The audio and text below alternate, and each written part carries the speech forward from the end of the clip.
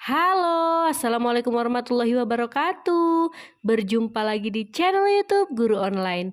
Baik, kali ini Guru Online akan share soal-soal profesional bahasa Indonesia untuk latihan menjelang pretest PPG 2022. Jadi sudah banyak yang request ke profesional dong yang dibahas. Nah, baik, kali ini kita mulai dari membahas soal-soal profesional bahasa Indonesia terlebih dahulu ya. Nah, jadi setelah dibuatkan video tentang profesional bahasa Indonesia ini, yuk dibantu share-nya, bagikan ke grup-grup yang Bapak Ibu miliki supaya terlihat bahwa peminatnya banyak nih tentang profesional bahasa Indonesia. Sehingga kita nanti akan cari-cari soal lagi, kita bahas bersama lagi di channel YouTube Guru Online ini. Baik Bapak Ibu, bagi yang belum subscribe silahkan subscribe ya.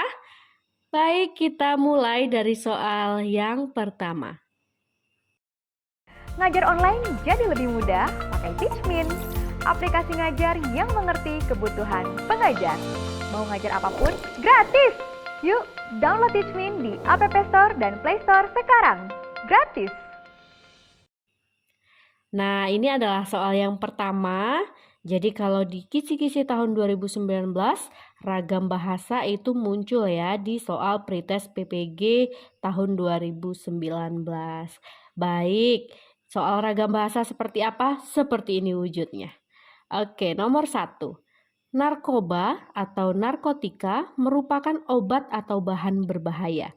Selain itu, nabza yang merupakan singkatan dari narkotika, psikotropika, zat adiktif juga tidak kalah berbahayanya.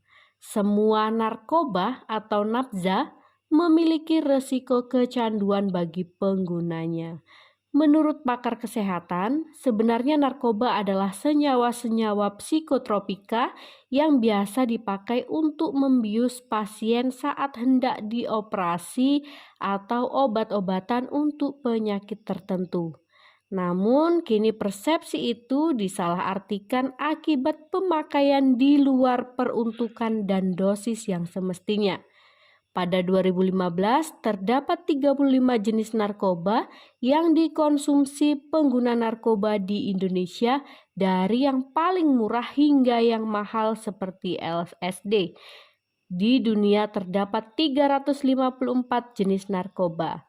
Pemasok narkoba di Indonesia diketahui berasal dari beberapa negara. Pertanyaannya, bahasa yang digunakan pada teks tersebut termasuk ragam bahasa titik-titik. A. Informal, B. Jurnalistik, C. Bisnis, D. Ilmiah, atau E. Hukum. Silahkan dijawab terlebih dahulu oleh Bapak Ibu. Baik, sudah ya? Apa kira-kira jawabannya? Iya benar, jawabannya adalah D ya, ilmiah. Jadi bahasan tentang narkoba yang sudah dibacakan tadi itu termasuk ragam bahasa ilmiah. Ragam bahasa ilmiah ini adalah ragam bahasa yang memiliki ciri-ciri sebagai berikut Bapak Ibu. Jadi ini diambil sumbernya dari Hasan Alwi dan kawan-kawan tahun 1993. Halaman 142 menjelaskan bahwa ragam bahasa ilmiah adalah ragam bahasa yang memiliki ciri-ciri yang pertama menggunakan kata atau istilah non-figuratif. Lalu yang kedua, menggunakan kalimat-kalimat yang efektif. Dan yang ketiga, menghindari bentuk persona atau pengakuan dengan tujuan untuk menjaga objektivitas. Dan yang keempat, mengutamakan keterpaduan dan keruntutan isi. Baik, seperti itu ya Bapak Ibu. Kita lanjut ke soal yang kedua. Bacalah dengan cermat teks dialog singkat berikut ini. Sejauh mana pihak perusahaan mengantisipasi terjadinya kecurangan dalam perekrutan karyawan baru? 02 menjawab, pengawasan ketat harus dilakukan di tahap administrasi, psikotes, wawancara, dan medical check-up. Dialog di atas menggunakan bahasa Indonesia ragam titik-titik. A. Santai, B. Akrab, C. Informal, D. Non-formal, atau E. Formal.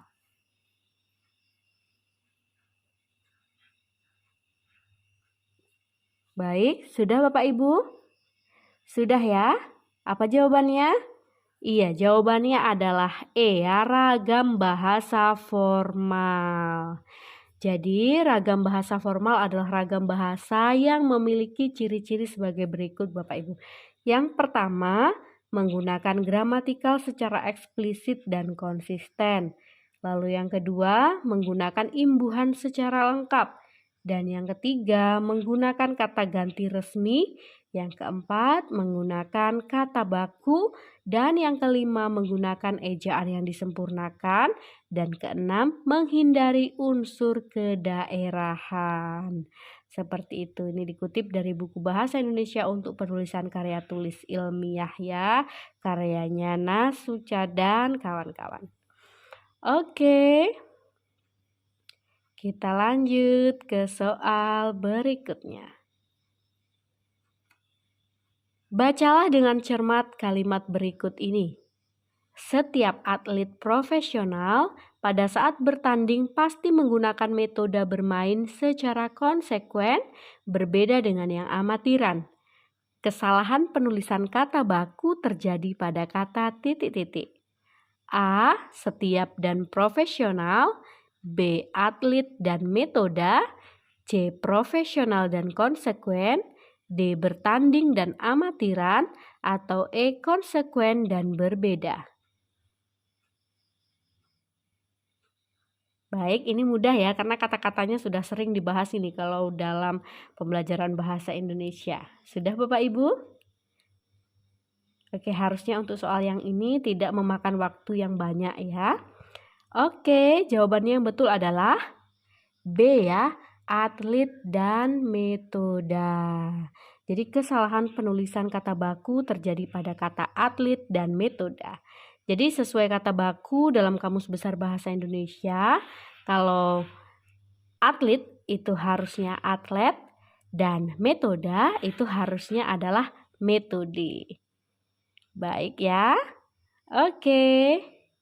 Kita lanjut ke soal berikutnya. Nah, ini soal tentang gurindam ya Bapak Ibu. Jadi silahkan dicek di kisi-kisi tahun sebelumnya, pretest untuk sebelumnya. Jadi ada indikator tentang gurindam. Jadi ini dihadirkan satu contoh soal tentang gurindam. Silahkan dijawab ya. Hendaklah peliharakan kaki daripada berjalan yang membawa rugi. Maksud gurindam tersebut adalah A. Hendaknya berhati-hati dalam menjalani hidup. B. Hendaknya waspada hindari kerugian. C. Berjalanlah dengan penuh kehati-hatian dimanapun. D. Jalanilah kehidupan dengan berhati-hati agar tak rugi. Atau E. Perhatikan kaki saat berjalan agar terhindar dari rugi. Silahkan dijawab Bapak Ibu. Jadi soal untuk memaknai puisi, gurindam, pantun dan lain sebagainya itu terlihat mudah. Padahal harus teliti dan berhati-hati ya Bapak Ibu. Silahkan dijawab terlebih dahulu. Kira-kira apa jawabannya yang benar?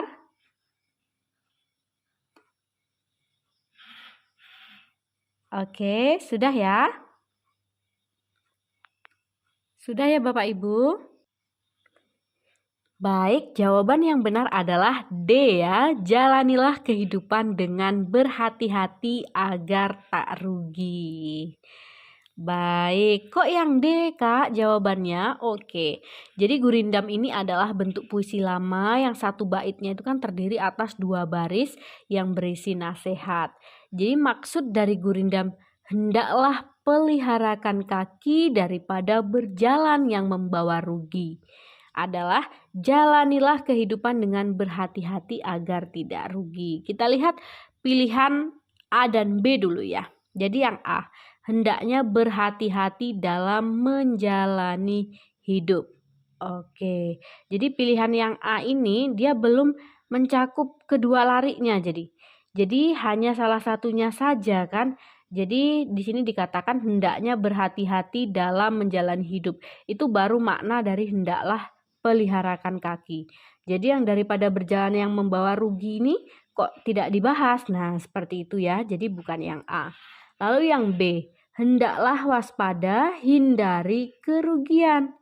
Nah, ini kan yang dibahas tentang kerugian. Sedang yang hendaklah peliharakan kaki ini belum diartikan seperti itu. Baik, kita lihat yang C. Berjalanlah dengan penuh kehati-hatian dimanapun. Nah, ini masih tetap. Oke, kita lihat yang C nih ya. Pilihan yang C itu penggunaan kaki dalam gurindam tersebut tidak tepat karena dimaknai sebagai salah satu anggota tubuh. Padahal kaki di situ kan bisa diartikan yang lainnya gitu ya, bukan anggota tubuh tetapi ada makna di balik itu seperti itu, bukan kaki yang sebetulnya seperti itu ya.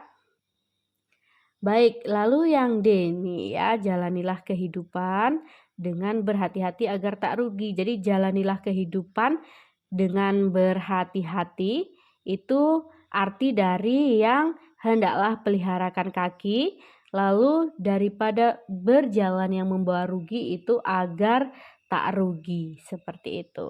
Kalau yang E, perhatikan kaki saat berjalan agar terhindar dari rugi. Nah, yang E ini diartikan kaki yang sesungguhnya ya. Padahal bukan makna dari kaki yang sesungguhnya seperti itu. Baik ya. Baik, kita lanjut soal selanjutnya. Kata tidur dimaknai sebagai sebuah keadaan mengistirahatkan badan dan kesadaran. Analisis makna seperti di atas berdasarkan jenis makna: A. Gramatikal, B. Figuratif, C. Non-figuratif, D. Sekunder, atau E. Leksikal. Baik, silahkan dijawab.